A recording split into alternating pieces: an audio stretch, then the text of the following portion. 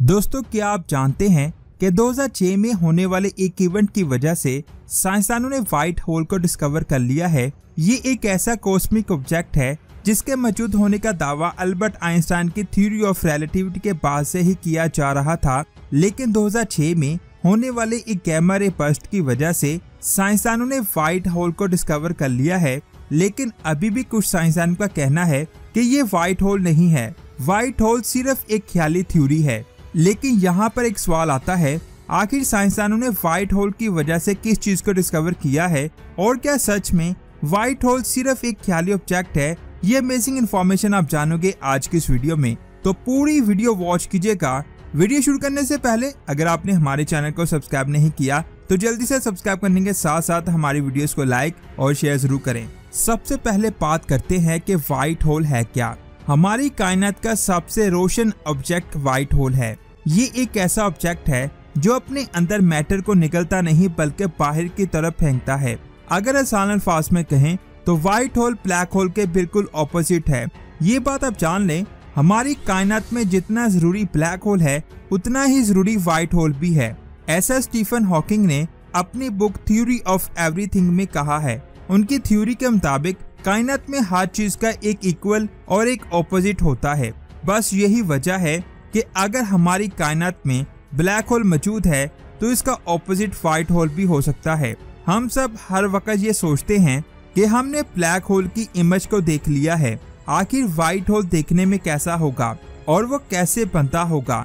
जब इस सवाल का जवाब साइंसदान ढूंढ रहे थे तो उन्होंने सोचा क्यों न ब्लैक होल को अच्छे से स्टडी करके उसकी तमाम चीजों को ऑपोजिट करते हैं, तो शायद हमें व्हाइट होल के तमाम राज मिल जाएं। और फिर आखिरकार व्हाइट होल को डिस्कवर कर लिया क्या, इसको जरा डिटेल से समझते हैं। ये एक ब्लैक होल है जो अपनी ग्रेविटी की वजह से अपने आसपास मौजूद हर चीज को अपनी तरफ खींच रहा है, यहाँ तक कि लाइट भी इसके अंदर से नहीं गुजर सकती। आप सोच रहे होंगे कि हमें तो ये सब पहले ही पता है, लेकिन जरा इस वीडियो को गौर से देखें।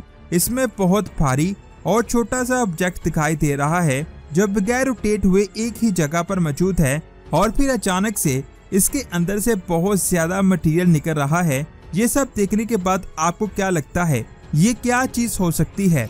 तो मैं आपको बता दूं, ये हमारी कायनात का व्हाइट होल है। साइंसदानों के मुताबिक वीडियो में नजर आने वाला व्हाइट होल ब्लैक होल का टाइम रिवर्सल है। अगर आसान अल्फाज में कहें तो ब्लैक होल का इवेंट हॉरिजॉन बराबर है स्फीयर ऑफ नो रिटर्न और व्हाइट होल का event horizon boundary of no admission है। बस यही वजह है कि व्हाइट होल के अंदर मौजूद मटेरियल आउटसाइड मटेरियल से इंटरेक्ट कर सकता है, लेकिन बाहर मौजूद मटेरियल इसके इनर मटेरियल से इंटरेक्ट नहीं कर सकता। देखने में ये आपको बिल्कुल एक जैसे लगते होंगे, लेकिन इनकी फंक्शनल खसूसियात में जमीन और आसमान का फर्क है। ब्लैक होल में गई हुई कोई भी चीज उससे बाहर नहीं निकल सकती, लेकिन व्हाइट होल अपने अंदर से बहुत ज्यादा एनर्जी और मैटर को निकालता है और किसी भी चीज को अपने अंदर दाखिल होने नहीं देता।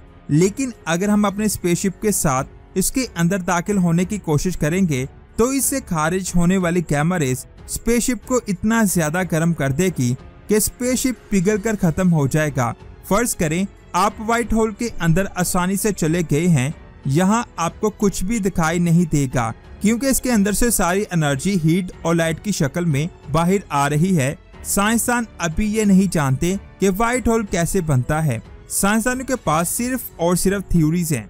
इनमें से एक थ्योरी ऐसी है जो साफ साफ वाज़ह करती है कि व्हाइट होल्स की मौजूदगी इम्पॉसिबल है। अगर ये सिर्फ थ्योरी है तो फिर इस कंसेप्ट को दुनिया के सामने क्यों लाया गया? असल में इन थ्योरीज का आगाज 1915 में हुआ था, जब आइंस्टाइन ने थ्योरी ऑफ रिलेटिविटी को दुनिया के सामने पेश किया और इसमें ब्लैक होल के बारे में बताया।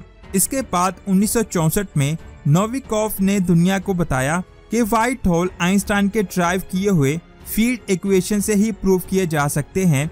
जब जर्मन के एक साइंसदान इस पर काम कर रहे थे तब उन्होंने भी ये पेशन गोई की थी कि फर्ज करें एक स्टार मुसलसल रेडिएशंस को खारिज कर रहा है, जिसकी वजह से इसके अंदर की हाइड्रोजन भी आहिस्ता आहिस्ता खारिज हो रही है और फिर एक वक्त ऐसा आएगा जब ये स्टार एक छोटे से स्टार में तब्दील हो जाएंगे। यहाँ पर आप सोच रहे होंगे कि साइज में छोटा होने के साथ साथ इसकी ग्रेविटी भी कम हो गई होगी तो मैं आपको बता दूं, अगर किसी बड़े ऑब्जेक्ट का मास रेडिएट होकर उस ऑब्जेक्ट के रेडियस को कम कर रहा है तो इसका मतलब ये हरगिज नहीं है कि उसकी ग्रेविटी भी कम हो रही है। इसका मतलब ये है कि इस चीज की ग्रेविटी और भी ज्यादा स्ट्रॉन्ग हो रही है, क्योंकि चीजें इतनी ज्यादा कम्पैक्ट हो रही हैं कि एटम्स के न्यूट्रॉन्स और इलेक्ट्रॉन्स के दरमियान मौजूद स्पेस तक खत्म हो रही है और वहां से निकली हुई एनर्जी रेडिएशन की शक्ल में बाहर जा रही है। आसान अल्फाज में कहें तो हमारा ब्लैक होल बन चुका है।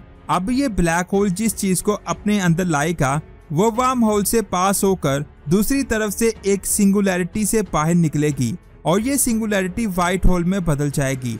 ये भी एक थ्योरी है। स्टीफन हॉकिंग का कहना था, हॉकिंग रेडिएशंस मुसलसल मास और एनर्जी रिड्यूस करते हैं जिसकी वजह से ब्लैक होल इवेपोरेट हो जाते हैं। यहाँ पर एक सवाल आता है, अगर ब्लैक होल वक्त के साथ साथ खत्म हो रहे हैं तो फिर इसके अंदर जाने वाली चीज कहाँ गायब हो जाती है? क्योंकि थ्योरी ऑफ रिलेटिविटी हमें ये सिखाती है कि ब्लैक होल में जाने वाली तमाम चीजें इसकी ग्रेविटी की वजह से कभी बाहर नहीं आ सकती।